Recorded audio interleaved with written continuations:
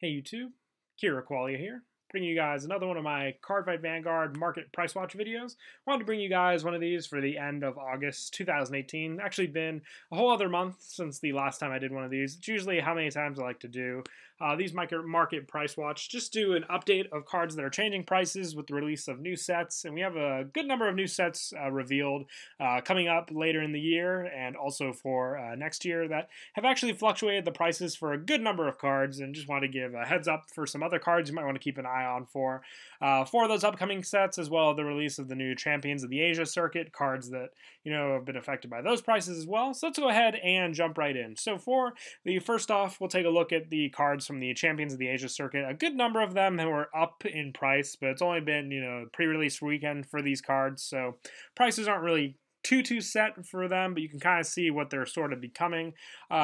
Secret Vanguard rare wise, we have a good amount of the cards going down to the $40 range, which I think they might even drop. The trend usually shows for the Vanguard rares being around $30, maybe 40, depending on how good the card is. You can see that trend kind of with Dayusha, Maelstrom, and a couple of the other Origin rares going for that price. You can see Tidal Assault Origin rare being in the $20 range, the triple rare being much cheaper for sure. Maelstrom, Great Dayusha, and Basskirk also will probably have, for the normal Vanguard rare, prices be around $20. It's what they average for Destructive Roar. It's what they did for Q4. Depending on how, needed the card is for the deck, you can see those trends being at 25 already, and the set not being officially released yet. They might even go down to, let's say, 15. Then after the pack sells out, shoot back up to 20. It's what we usually see for these sets when they come out. You see Ruin Shade, Origin Rare. They had some for 42 out here, but then 18 is what some of them dropped to.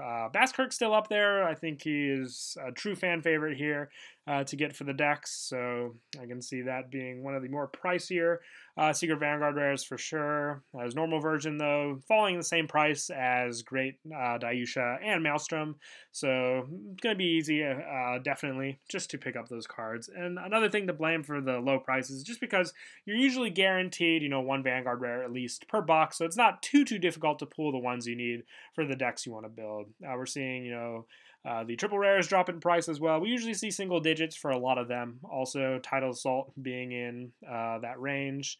For some of the other ones, Die Dragon even lower already, with the actual boxes not even being out yet.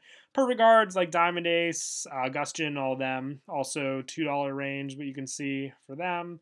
A couple of the other Aquaforce cards as well. It might be the more hyped up, set to go for, just because they have a trial deck coming out next week as well. But still falling $2 like all the other ones, might even be dollars for some of them also. But some of the more triple rare grade 2s, we've seen it with Mega Rex, Machining Mantis, between $4 to $6 for those prices, where I see those fluctuating to. Dayusha being the backup grade 3 needed for, Dimension Police might be one of the more expensive triple rares, but we're even seeing it still with the single numbers. And then just some of the other double rares, which are easier to get in packs, having lower ranges as well. Diamantes being, maybe a backup to Naval Gazer or Maelstrom, depending on what you want to use. Not as an important of a grade 3, but still very nice to run in the deck.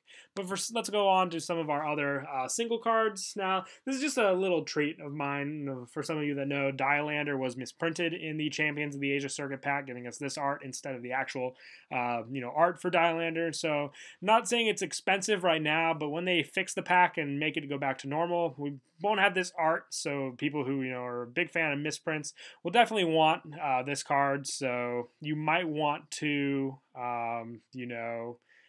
what they say. It was officially announced that this card was misprinted with the wrong art. Official corrected copies will be included as box topper for the release of Ultra Rare Miracle Collection. So that is how we'll be getting the proper versions, but these will still be, definitely sought after just for the wrong art. And it is a card you do run in the Dimensional Police deck. So it's pretty cool to pick up a couple of these and just have a good stock of them for sure. For some other sets, we have Destructive Roar. One thing that shocked me with this set, like I said, the $30 range for a lot of these Secret Vanguard rares, Machining Spark Hercules being even lower. General Cyphered actually, surpassed Gigarex for pricing, just because this card is, I think, Spike Brothers actually been doing pretty well overall in total, deck-wise. Maybe even, showing off and being better than the Tachikazes at the moment, just how the people are playing them. But I see that trend a lot with a couple of the Force decks, meaning that this card shot up more than Gigarex. It's not too much of a difference, but still putting it at the top of the list for the Vanguard rares and prices.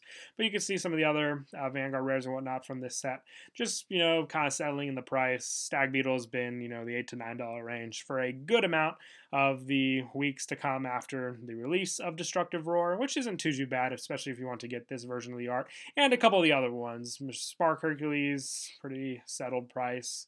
Origin Rare Deathrex as well, and then everything else in the set just being lower than these prices you see here.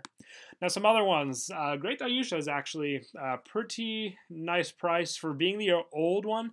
Now you can still use the new Great Dayusha with the Legion, which I'm interested to see for sure, but just funny to see this card, up in the price. But some other ones we might see trend price-wise are Dimax and some of the other Strides, just because you can use them in premium with the new Dimension Police support. So seeing these cards with these values is quite interesting, but we've seen it happen before with the Kagero and the Royal Paladin support as well. So pretty good values for what they've gone up to. We might even see Dimax and Diurth go up a little more, just for more people that want to try out the premium mix with the new Dimensional Robo support we got, which is a good amount of it. We got some triggers, we got some grade 2s, grade 1s, and grade 3s, just all ones to replace the old effects, but still work very, very well with the Strides. Some other Royal Paladin prices, Sisylas for the Stride fodder for Royals. This is one card we don't have, obviously, for Standard, since there aren't Strides, meaning his alternate art, triple rare foil is going to get some good pricing there if you have them, just because people will still run this in the premium format to go for the easy Strides instead of having to get rid of, your grade 3s, which most of the time you'll want to use for your imaginary gifts when you ride them. So just back up Stride fodder for sure.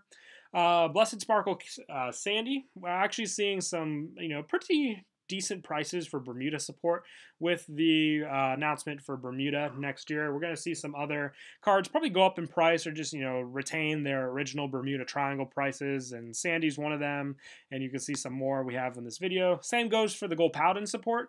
Gurgawit Strides, some other Gold Paladins, maybe the Strides fodders you have for the grade 1s for Gold Paladin. If you have the foil ones, they'll see those go up in price as well, just because we have some Ezel support announced as well. And like I said in my other videos, cards that will retain value will be ones that you cannot gain access to in standard format. So triggers won't be that big of a problem, but we don't have Strides in standard format. So Strides are a good amount of the value, in my opinion, for these sets. Couple other cards have actually decreased in price. Alt Mile, just because we don't see too many people in premium playing Alt Mile with the mix of the new Blaster support. So if you want any of these, pretty easy to put together an Alt Mile deck, I would say. Now with all the other cards we have, for sure. And then, excuse me. With Dark Irregulars around the corner as well with the AL4 booster pack. We see some of the G Guardians and Strides go up in price. I see Gilderais being one of them. Demonted Executioner, the G Guardian for Vincent is also one of them for sure. Great Nature also following with that trend.